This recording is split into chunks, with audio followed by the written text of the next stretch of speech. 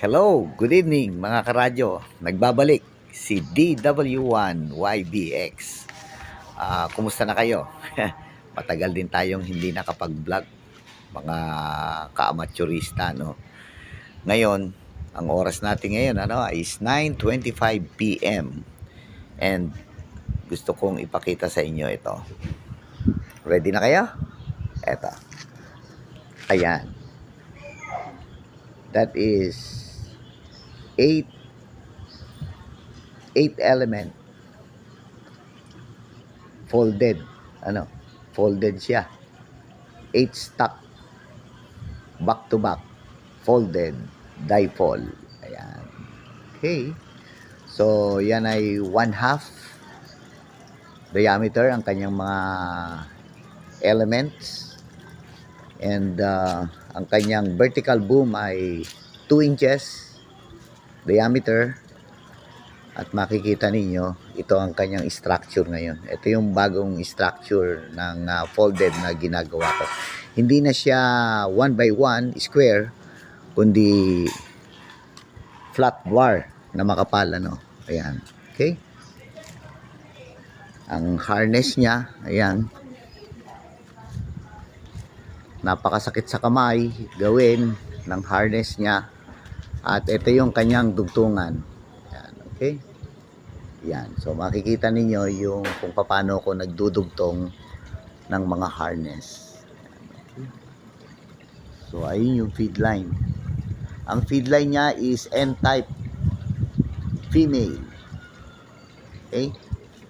Yan. So 8 yan. Usually ginagamit to sa mga repeaters, UHF repeaters. Yan.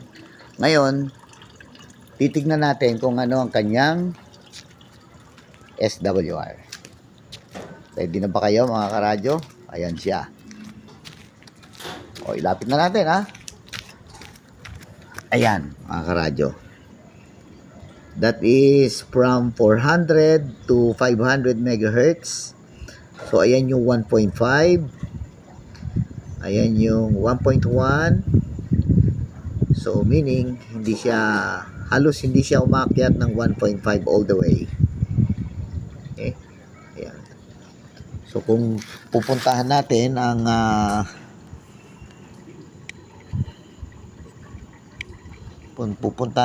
yung ikutin natin, yan yung 470. Dito ninyo tignan mga karadyo, dito sa side na to Okay.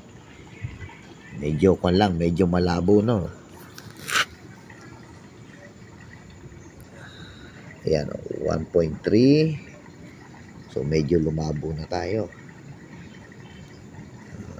Low-tech itong ating cellphone. 1.3, 170, 470. Ayan.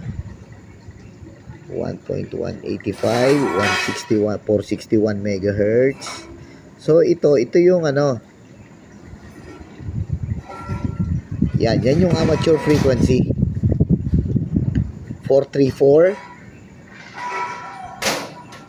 427. Yan yung amateur frequency. Ayan, malalim na to. 440 megahertz. Ayan.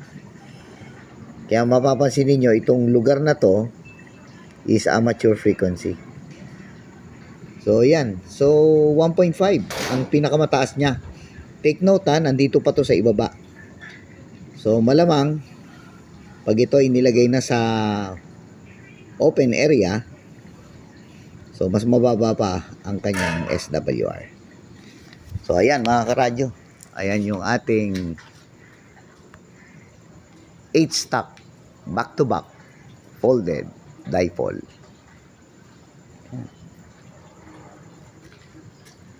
Kung kursunada nyo, message na lang kayo. Ikutan natin.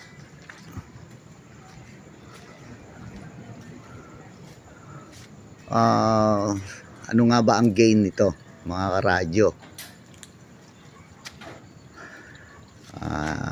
Nakalimutan ko na. Hindi na ako makapag-isip kung ano ang gain nito. Kasi ang apat nito na one-sided ay sabihin nating 9 dBi. Pag nadoble sa kabila, hindi naman pwedeng mga 11. Tapos dahil nadoble siya, sabihin na nating nasa 14. Mababa ako magbigay ng DBI, ano.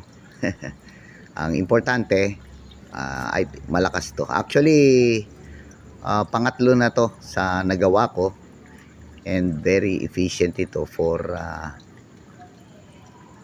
repeater antenna. Okay? So kung gagamitin nyo ito dito sa lowland, mas maganda kung at least itaas ninyo ito 70 feet above. Pero kung ilalagay lang ninyo ito na mga 40 feet, so hindi nyo mararamdaman ang efficiency nito. Mas maganda kung itaas ninyo ito para ma-meet ninyo yung efficiency nitong antenna to. Okay? So yun lang mga karadyo. At ipapadala natin to dun sa malayo. Order ito sa malayo. Hindi dito sa Pilipinas. Okay? So 73. Good night. DW1 YBX.